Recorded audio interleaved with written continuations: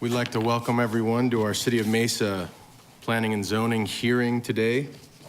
My name is Dane Astle. I'll be sitting in for Michelle Dahlke, who's out sick today, and we hope that she gets well soon. So we have a consent agenda is how we begin most of our meetings, and ultimately, I think all of you are aware and saw there's blue cards in the back, and we have currently a number of the projects on consent. And it's those blue cards, when filled out, that pulls these projects off consent if somebody wishes to speak toward one of them. I have a number of blue cards now. It looks as though, as of yet, we have item number 4A pulled off of consent, and we have 4B pulled off of consent. Any other blue cards out there? Anyone working on a blue card that we need to be aware of? Yeah, and incorporated also in item number 4B, of course, is the companion plat 5A that will come off of consent. Staff, do we see any other blue cards around, or anyone that's working on one now that we need to be aware of before we move forward with our consent agenda? Okay. I think we've got all of the cards then. We're going to move forward. Mr. Tim Boyle has offered to read the consent agenda for us today. Go ahead, Tim. Thank you. Okay, items on consent agenda. Item 2A, or 2, is the approval of the minutes from our previous meetings in the May 8, 2019 study session. Item 3A, ZON 19-00123, District 5, within the 5,900 block of East Longbow Parkway, north side, located south of Loop 202 Red Mountain Freeway and west of Wrecker Road, site plan review. This allows for the development of a restaurant with a drive-through. Staff recommendation is approval with conditions. Item 3B, ZON 19-00125, District 3, 1855 South Stapley Drive, located north of Baseline Road on the east side of Stapley Drive. It's a site plan modification. This request will allow for the redevelopment of an existing restaurant building for a multi-tenant building with a drive-through. Staff recommendation is approval with conditions.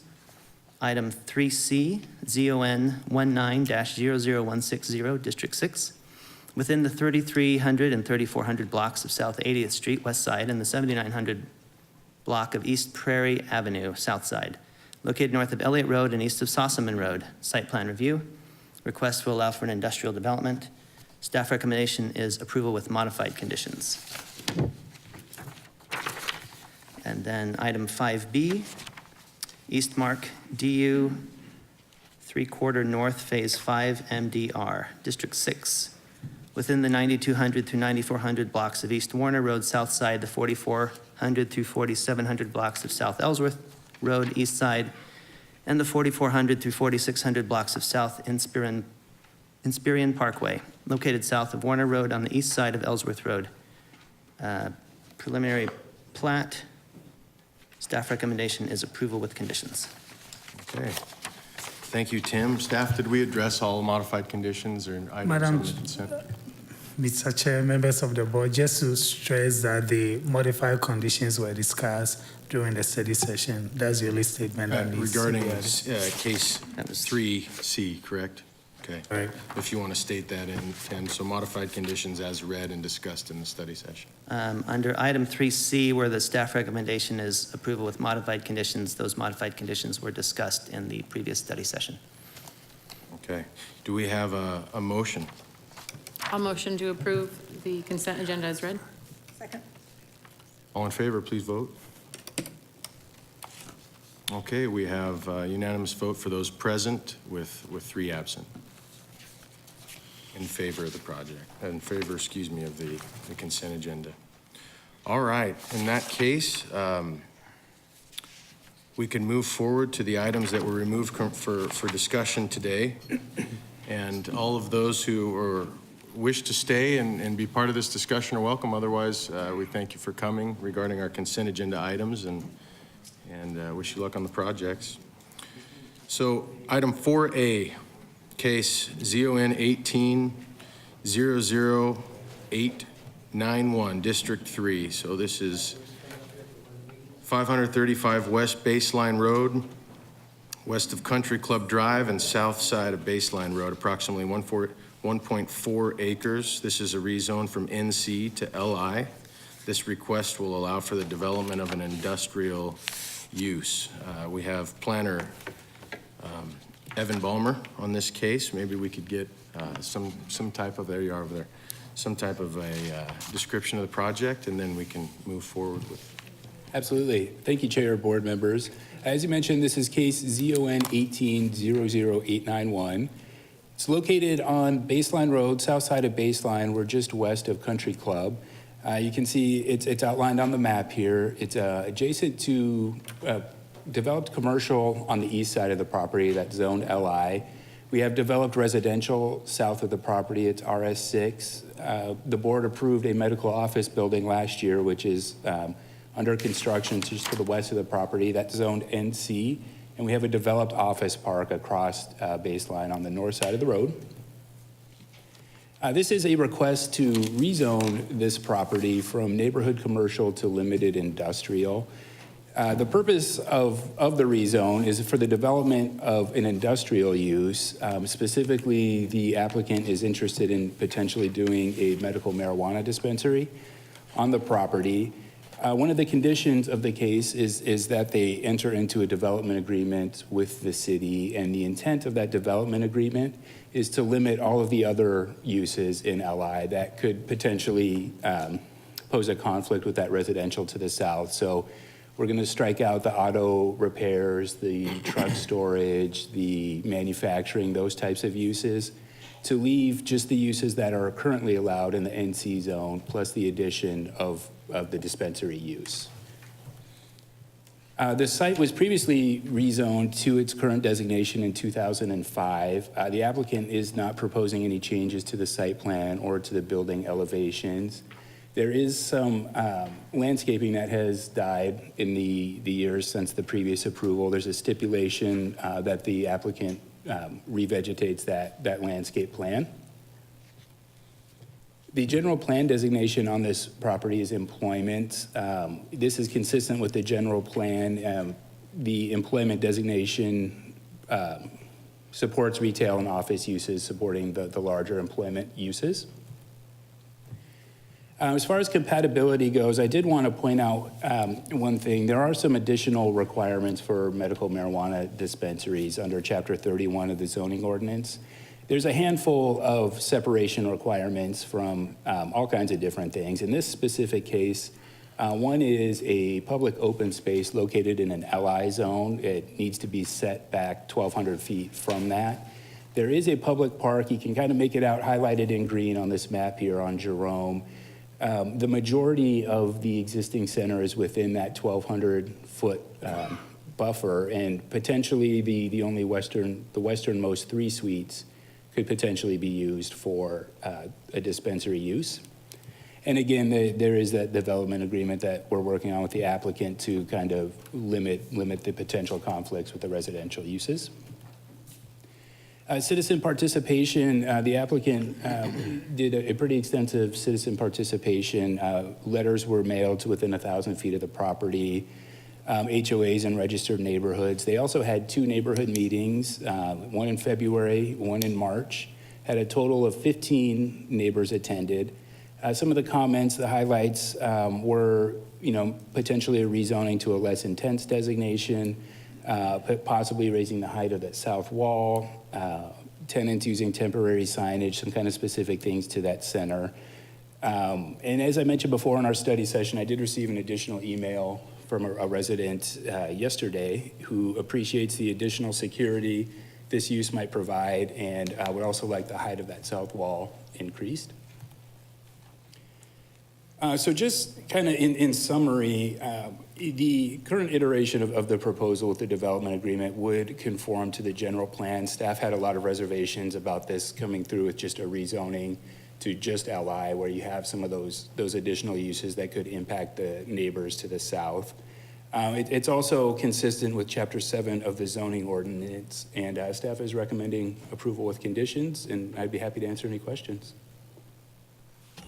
Okay, thank you. Board, any questions for staff before we I have a Move quick on to one. the applicant. Given that the distance from the park kind of only lets those last three be used as that, does that apply to signage as well? Will they be able to have signage out on the street, or does signage fall in the same 1,200-foot requirement? Chair, Board Member Boyle, signage is a little different than the actual use. We have a sign ordinance in place that limits the amount of signage per the front foot of each suite. So there would be a limited amount of signage, but it's the actual use itself that has the distance requirement, So not the the sign. sign doesn't apply at all? Right. It's just that, okay. Any other questions, board? Okay.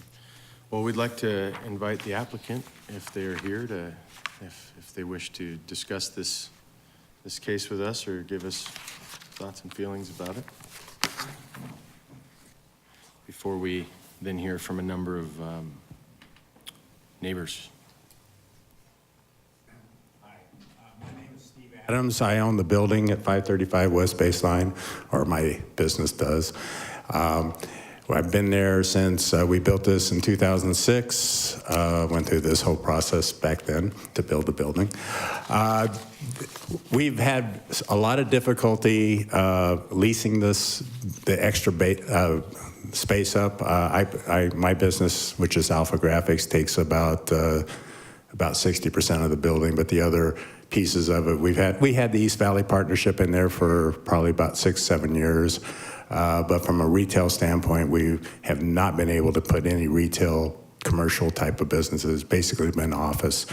And so this use came to me, and we believe that it's an appropriate use. It's probably more retail than my business, quite honestly. And the other thing is, I know that there was concern about the temporary signage that has been removed by my new tenant, we've talked about the landscaping. I had some bugs that killed some trees, but we'll put those back in, and if we need be, we'll raise the fence in the back. So we're willing to get it done. Just to remind everybody, this is not a new medical marijuana dispensary. This is moving from just around the block that abuts up to the same neighborhood. So, any questions? Or?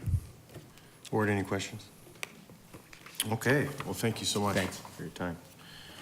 All right, well, we have a number of neighbors here that wish to speak about this project. So we've got a number of them in favor and some opposed. So maybe what we'll do is we'll start by hearing from David Benson, who is opposed to this project and wishes to speak. If David's here, if he could please come to the front, state your name and address, and we'd like to keep these comments to within 3 minutes, if that would be okay. Sure. My name is David Benson. My address is 2043 South Orange Street. We own the property that is directly south of the property. We own two facilities, two properties. One of them is our home, and another one is a rental property. We have mixed feelings about the subject property. On one hand, we're not at all thrilled with the prospect of having a medical marijuana dispensary located literally in our backyard. On the other hand, with the vacancy issues that have been occurring on the property, there have been a number of homeless people that have been residing on the property and in the southeast corner, so we're concerned about that. So we have mixed feelings on that. The solution to jump all the way from neighborhood commercial to light industrial seems like a pretty big jump to accommodate the prospect of just one tenant. Are there not viable tenants in the zoning categories of limited commercial, general commercial, office commercial, mixed use, and planned employment park that would alleviate the applicant's vacancy issues? All of those intermediate zoning classifications seems to avail themselves to many possible tenants instead of reclassifying all the way to light industrial. We're also concerned about the range of various issues that could be within this classification, but I understand that's being addressed through a use issue, so I won't address that. Finally, the wall on the south edge of the property is a CMU wall, which seems to be fairly short. I think it's supposed to be a 6-foot tall, but it isn't. I measured the height of the wall this morning from the concrete slurry footing. On the far east end, from that footing, the wall measures 5 foot 4 inches in height. After a 50-foot run to the west, it rises to 5 foot 7. After another 100-foot run to the west, it rises to 5 feet 11. And the subject building has a higher elevation than the wall's foundation, so it provides very little privacy to the residences there. If the zoning board approves this application, we would ask that it to be subject to the wall being increased in height to provide an additional barrier and privacy between it and the residential neighborhood. Okay. Do you have any questions for me? Any questions, board? You're directly south? Is that what you were explaining? Our rental property is directly south, which is located on Keats Avenue. Our home is 2043 South Orange, which makes the turn. Okay, thank you. Any other questions, board? Thank you so much. Thank you. Mr. Benson, appreciate your time. Okay, if we could have next, Jason, I believe that says Sean, and I apologize if I'm not understanding it appropriately. It doesn't say that you wish to speak, but I see that you are in favor of this item. If there's any desire to come and speak, you let us know. As of right now, it doesn't appear that you need to. Thank you. Okay, and then we have Janet Jackham in favor of this item, wishes to speak. Are you available to come up and address us? If you're interested in speaking, if you could come and speak your name and address to the microphone and keep your comments to about 3 minutes. Thank you very much. Good afternoon, Chairman and board members. Thank you for the opportunity to speak. I'm Janet Jackham. I'm an attorney representing the prospective tenant of the property, which is Kind Meds, Inc., and Mr. Chacon is the president and owner of the dispensary. Just to again reiterate that the dispensary is already located very near the residences and would be moving just around the corner to a more centralized, more retail-like location. Mr. Chacon is very interested in learning from neighbors, their concerns, and as you can see from our citizen participation program, we've been reporting on the activities that he's done, including a couple of meetings with the neighbors. He's very concerned about neighbor issues and is aware and supportive of doing what needs to be done to keep the property safer so that the housing area nearby is better secured and improving upon the block wall that separates the property.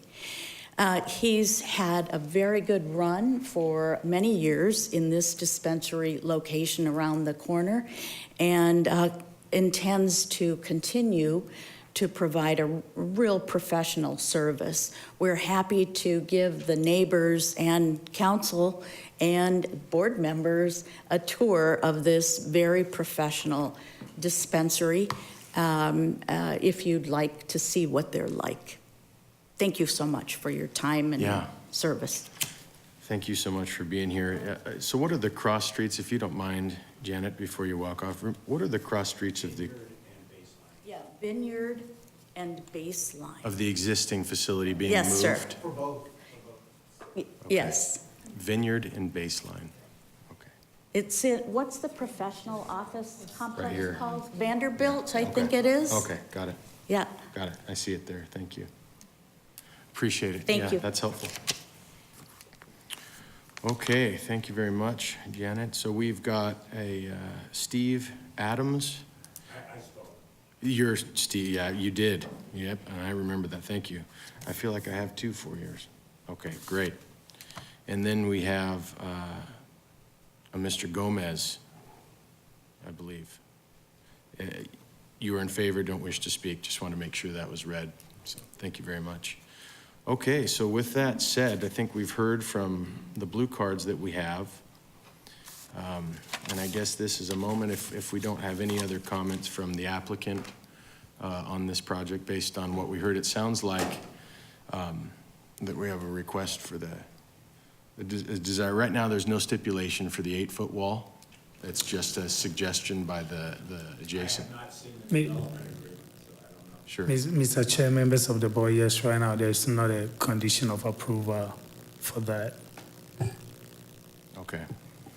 All right, just wanted to make sure I knew better what was going on there. Any comments from the board regarding what we've heard? Just with staff, I feel like we just saw something on Vineyard about this, and that one had a stip for an 8-foot fence going to light industrial with backing up, or maybe I'm thinking another area, but I was just thinking if we previously did it for the same area, we probably should make it a stip for here as well. And because it's been requested and the applicant is more than willing to do it anyway.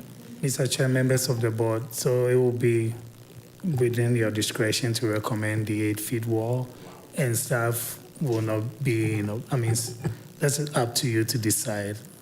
Sure, and it sounded like the applicant, Mr. Adams, sounded like you were agreeable to it based on your comments. Was that? Yeah. If you do want to comment, I'm sorry, I will have to have you come to the mic. I'm calling you out there. I appreciate it. If you could come back up and just give us your thoughts. It seemed like something you said you would be willing to do if required or requested. I was always thinking 3 levels of block, and I don't know if that raises it to 8 foot. I don't know, I have to do the math there, but, and I think that the existing foundation of the fence could hold another 3 layers, but I'm not quite, I'd have to have some fence guy come in. Yeah. And which might require rebuilding the whole fence and tearing the existing one down, and to go all the way to 8 foot. Yeah, when you exceed past that 6, yeah, you might not have the structure Right. to accommodate an 8. Right. And I'm guessing the city of Mesa would need to see more or less any fence that exceeds that 6. Maybe Tom, you could speak to that. Yeah. Okay.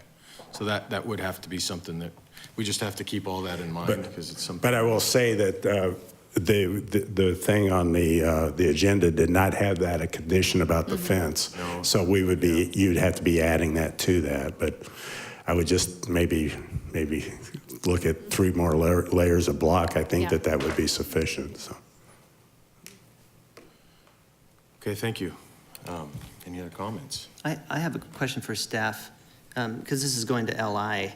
What would be the most, like, say we do the zoning, but the dispensary doesn't end up there and someone else comes in. Are there some uses of LI that might be more challenging for the neighborhood to handle, or are they? It sounds like the development agreement is Mr. Chair, crossing. Is that where you're going to go to? absolutely, that's what I was going to go. Yeah. Mr. Chair, members of the board, so that's why we are recommending, or we are going to be having a development agreement to basically restrict all uses except medical marijuana that is allowed in the LI zone district. And upon sale of this property, does that zone go away, or does it change? The development agreement needs to be sold with it, is the idea. Yes, the development agreement will be with the zoning, and it runs with the land no matter who the owner is. Okay. Does that make sense, Tim? Yeah, and this goes on to council, right? They get a special use permit or a certain sort of use permit from council to do a dispensary? No. This is specifically just the zoning change in this So, case. one thing, I mean, we're not talking here just for medical marijuana. From what I was reading in the application, it sounded more like they also wanted to allow the opportunity for pool store, which has some certain chemicals or different things. So I thought they were going to be not striking everything, but according to what the neighborhood felt was inappropriate, like you said, a tire store and some other more industrial uses. I don't know that we need to strike, I mean, that's not for us right now, but just on record, I want to say, I don't know that we need to strike all other LI uses, because then it really restrict the use of the site. But medical marijuana is a permitted by right on the LA, so without a use permit or anything. So just some of those other uses that in the narrative they mentioned they were going to discuss, I thought. Okay. But then if it's sold, the new owner has the same right that they have now. That doesn't have to be reapplied for. It doesn't have to be. No, so the zoning and the development agreement will run with the land no matter who the owner is.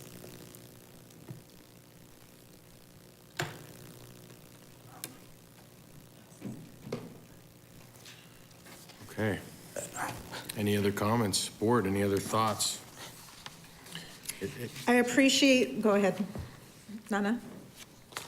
Mr. Chair, members of the board, so Evan has additional information to add to the restricted uses. One of the things we did was we took the current zoning designation and made sure that all the uses that are allowed in the current zoning designations will be allowed with the LI zoning designation. And we also looked at any use that is very similar, but it's not going to be higher intense than the uses that are already allowed in the NC district. But I'll ask Evan to add to it. Thank you, Nana, Chair, board members. So what I did was I looked at all of the allowed uses in the NC zone, compared it with what is in the LI zone, and went through and struck out all the obvious, truck storage, auto repair, all of those types of uses. There were a few that are similar to uses that are allowed in NC. I think one that comes to the top of my head was assembly of goods. So if you have finished goods and you assemble, clocks or whatever it may be in the building, that type of thing, that's not manufacturing. We left those in as well. So we didn't strike all of the LI uses. We kept a few that are similar to NC that happen inside a building that don't involve outdoor storage or bay doors or, heavy equipment, that type of thing. Okay. Janet, it looks like you might have another comment. If we could this probably will be the close of our comments after we hear from you today. So if you give us what you need, and we'll. In response to... If you'd remind us your name, just because we... Oh, yes, Janet Jackham.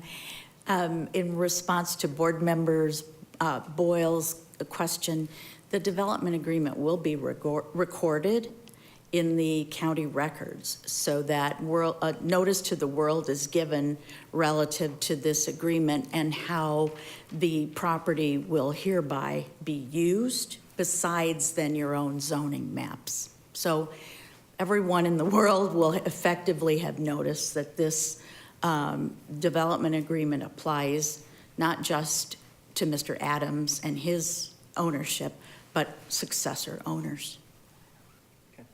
Thank Thank you. you. Yeah, I appreciate it. Okay. At this point, we can entertain a motion. We can continue to deliberate. If we have any other questions, let me know. I don't have any other questions. I just want to thank staff for working with the applicant. It never made sense why this was such a huge issue. It is a legal use, regardless of anybody's personal feelings about it, so I appreciate you being flexible and willing to work with them. I travel through this area quite a bit. Jerome Park, as far as I know, the only people I've ever seen using it are feral cats and those who are looking for someplace to sleep. So I don't really see why it was such a big issue. So again, thank you for your work with the applicant. Great citizen participation report. You know I'm a stickler for that. I appreciate your thoroughness, being responsive to neighborhood concerns. I have absolutely no concerns and motion for approval.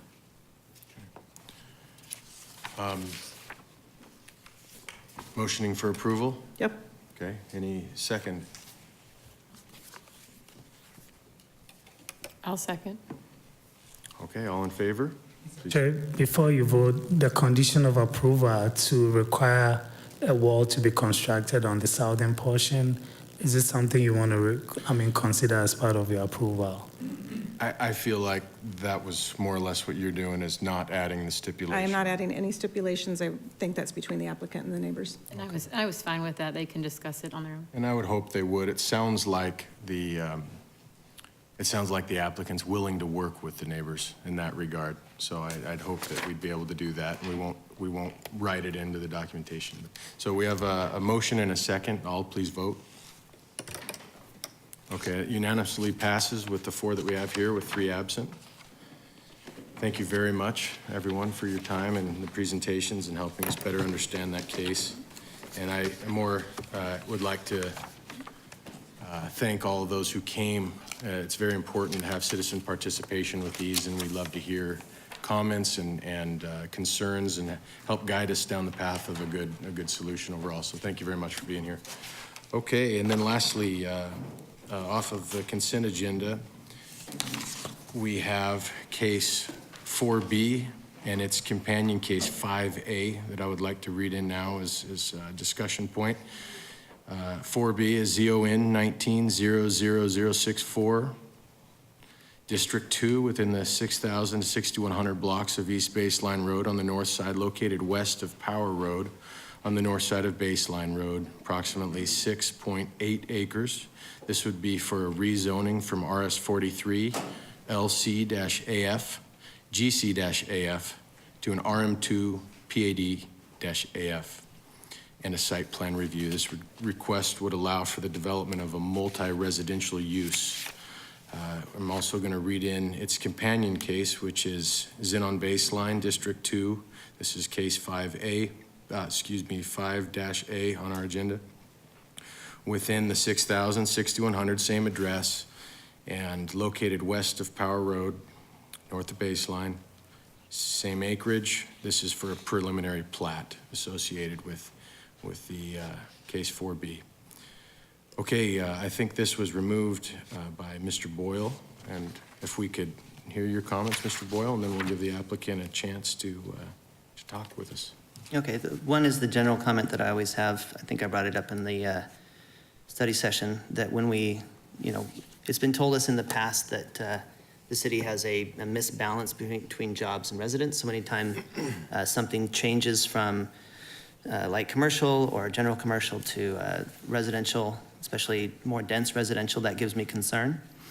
I did look over the 2040 general plan, the map, and you're correct. It is called out as neighborhood and not as commercial in that area.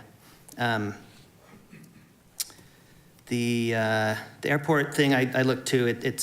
That doesn't bother anymore. The school one, I still, anytime more density comes in because of what I saw it did to the schools in my neighborhood, that always gives me concern. And it's not just that, just checking with the school and say, hey, this is coming in, is this fine? The schools always say yes. And that's what the problem was, that they just always said yes until there were too many students and too many students and too many students, and they continued to say yes. So I don't know that we have a good city way of bringing more density in and making it work out for the schools yet. And this is probably a larger issue than just this, but this is when it comes up, and this is when we get to talk about it. The final question I would have, I know that when we do a PAD and we're giving them some big allowances on setbacks that aren't normal there, then we should see a significant increase in quality. And I'd love to hear some comments on what is the quality of this that has gone up in exchange for the benefits for the setbacks and that sort of thing. Okay, thank you, Tim. Any other comments from the board before we invite the applicant? All right, well, let's give a chance for the applicant to come up, and I don't believe, board, that we're requesting the staff to give us any additional info on this one. Okay. Mr. Pugh.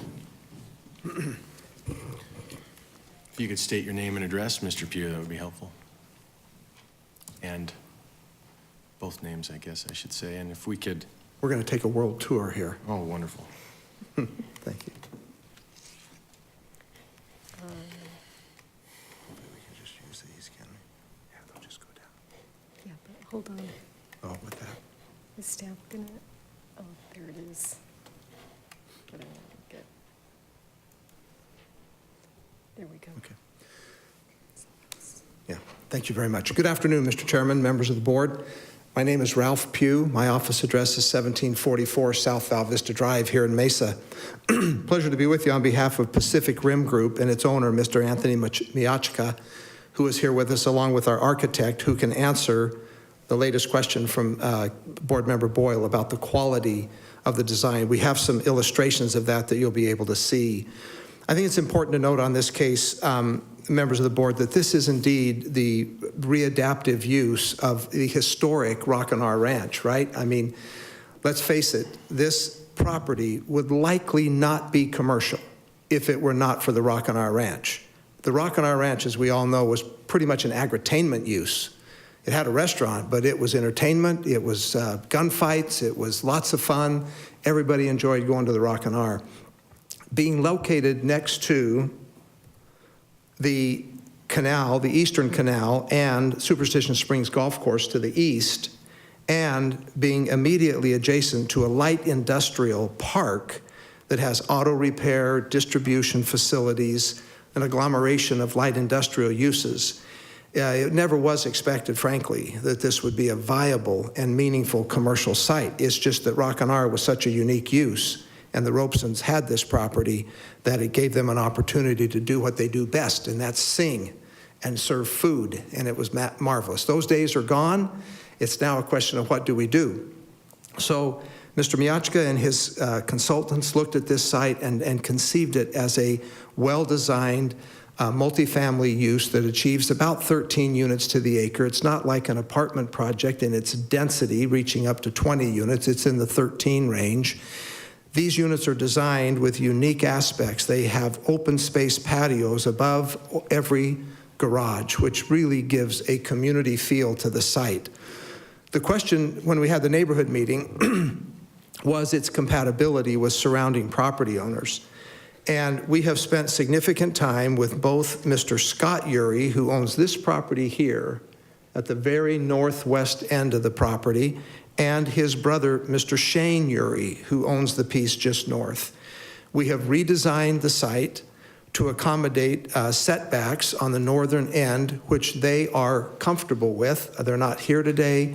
We've met with them, talked to them about it, and they're really the only two residents who are immediately adjacent to this site. Following up on neighborhood issues, we did have a neighborhood meeting. 34 people attended, some from the town of Gilbert, incidentally, on the south side of Baseline. Others were our neighbors in the residential area. They had very good questions, very good comments. We answered most of those, have followed up, and none of those residents are here today that I'm aware of. There may be someone, but we haven't heard from anyone who has any continuing objections. We think we've answered those questions. In response to just a couple of things, it does comply with the general plan. We are indeed compatible with the neighborhood. In fact, if you look at a bigger picture of the whole neighborhood, this whole area north of Baseline and between the freeway is becoming predominantly employment uses, commercial uses, some multifamily uses, but the traditional single family that exists on Wrecker just north of here, that's going to be there. Those folks have been there a long time, but they are the smaller users in the area, quite frankly, when you look at a big context map.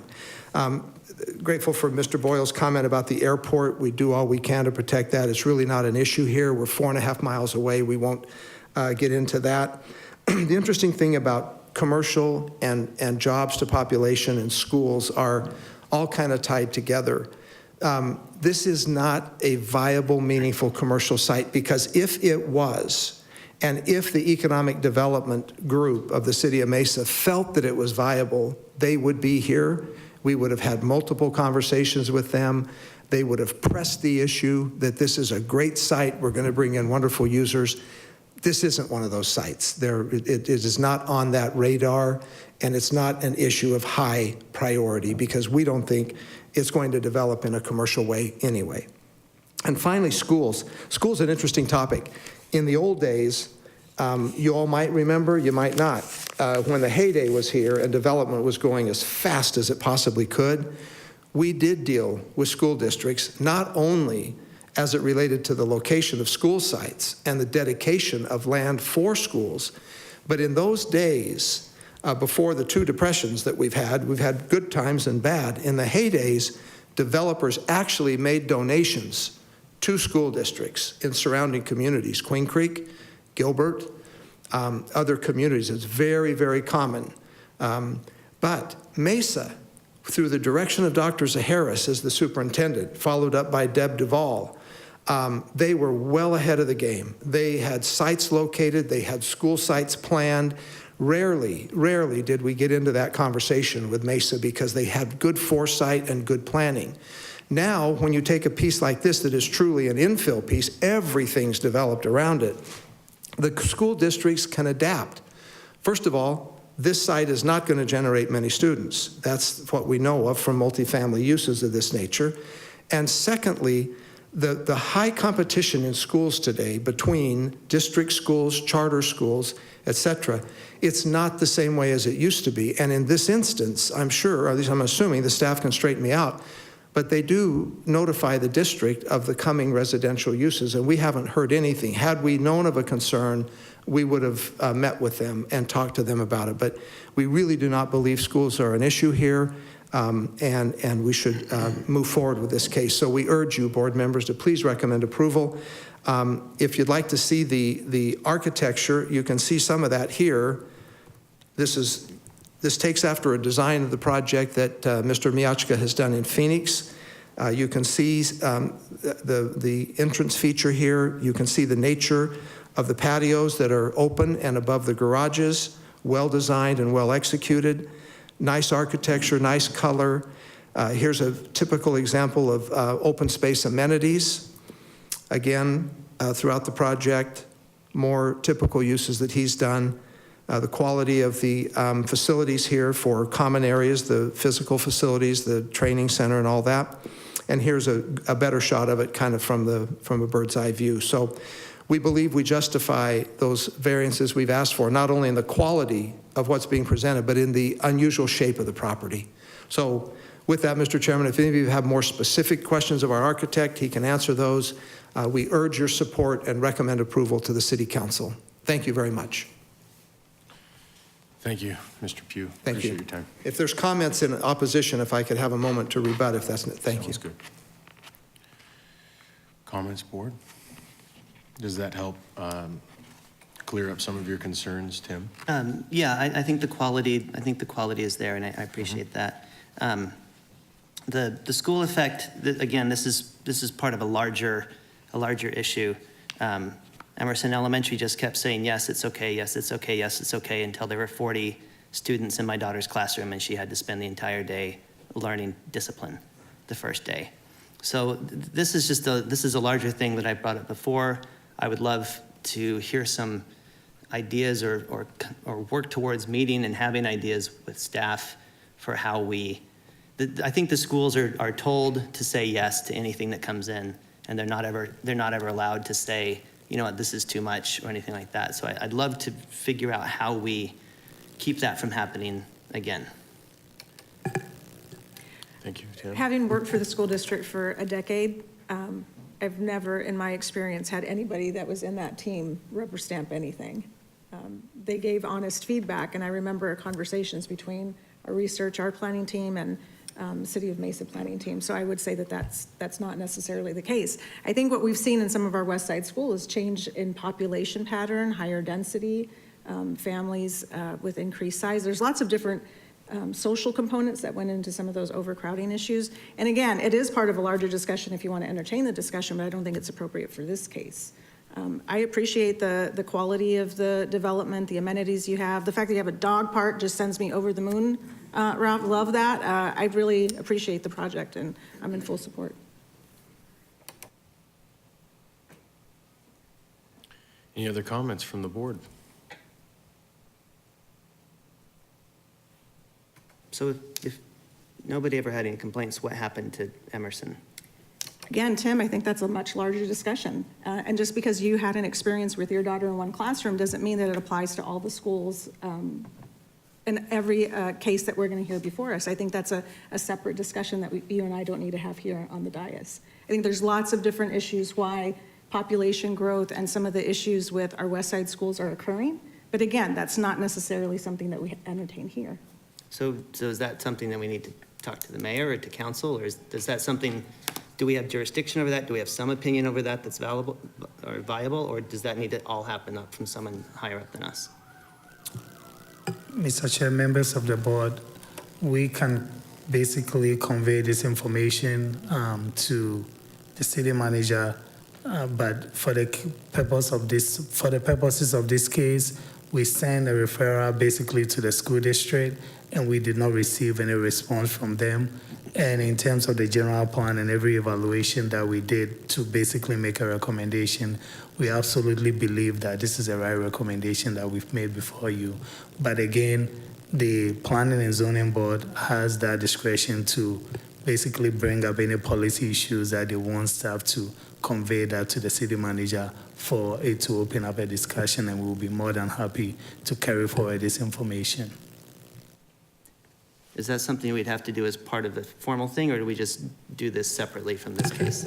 For the purposes of this case, that should not be part of your recommendation. Okay. I agree. I think it shouldn't be part of it, but I also can see the concern, Tim. It's a valid one. We need to better understand why some of these, situations occur and maybe help make it a little better for the future. I do agree also at the end that the project in this case is nice. It's a good project, and I think it's a valid one for this location.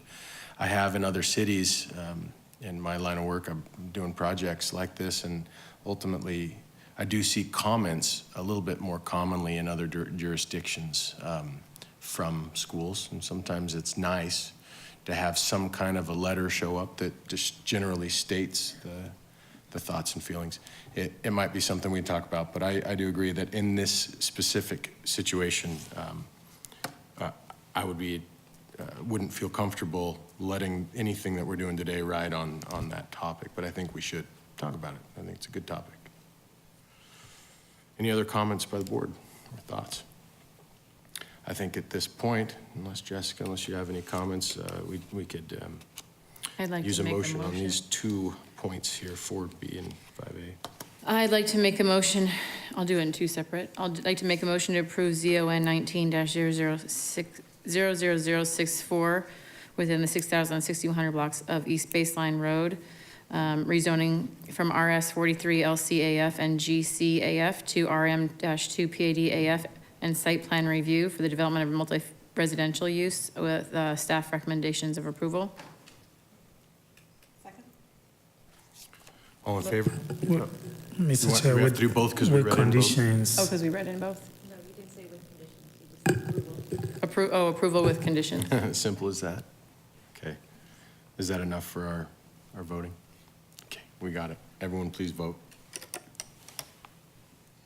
Okay, that passed unanimously with 4 that are present and 3 absent. And I'll make another motion to approve Zen on Baseline District 2, 6,000 to 6,100 blocks of East Baseline, located west of Power Road, north side of Baseline Road for a preliminary plat, approval with conditions. Do we have a second? Second. All in favor, please vote. Okay, that passes also unanimously with the 4 that are here, 3 absent. And I appreciate once again everyone who came to help us understand better these cases. I hope everyone recognizes the general intent behind the comments and the reasoning why things want to be discussed. And I think it's ultimately for trying to better this city and make it a place where we can all enjoy living. So appreciate your time, and thanks for all that came. I think at this point, if we have no other items from staff that we need to address today, then we'll go ahead and ask for a motion to adjourn our meeting. Can I just, this school issue and the balance of jobs issue, are these things that we could talk about as a board in a study session in the future, or are these, what's the right direction for this? It has to be agenda. I mean, it has to be on the agenda. So absolutely, once you send me an email requesting that, we can put it on an agenda for the board's discussion. Okay. Great. Look for a motion to adjourn. Dave? Motion to adjourn? All in favor? I'm guessing most are. Yeah.